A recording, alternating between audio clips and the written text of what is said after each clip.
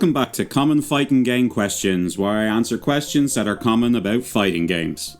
In the comments of a recent video, someone asked for a guide to analysing their mistakes and how to get better after they've lost.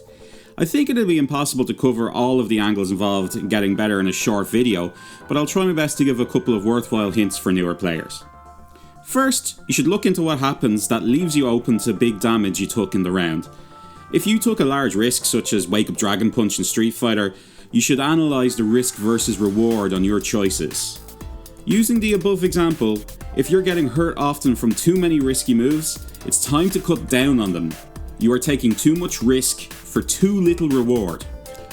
Part of the mental struggle that is fighting games is that if you're not using a move so much, your opponent will be looking out for it less, so it'll work more when you actually do need to do it. Try to start thinking of all the choices you make in terms of risk versus reward. The safer something is, the more you should be doing it. This is why you'll hear so many experienced players in Street Fighter telling you to learn to block, and why you see so many Ryu players using crouching medium kick in most versions. They are generally safe options. However, sometimes you will lose a lot of health out of a situation that's not a punish.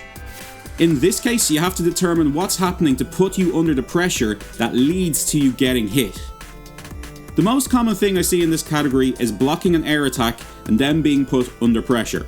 In this case, in most games, the answer is simple: anti-airs. Without anti-airing, you're making the risk reward for the other player 100% reward for zero risk. You have to anti-air. Bear in mind, this particular situation is specific to Street Fighter. In Marvel, for example, the trick is to use your movement options to prevent yourself from ever being put into a bad position where you have to block in the first place. The process, from a high level, is the same though. What move keeps hitting me? What situation leads to me being hit by it? How do I beat the move safely, or, if possible, avoid it? Honestly, this is harder than I'm making it sound, and possibly you'll need to reach out to people in the FGC to help you do it at first. The key change in mindset that will help you analyse your replays and improve your play is this: stop blaming the game for you losing. Start looking for the options it gives you to defend yourself and win.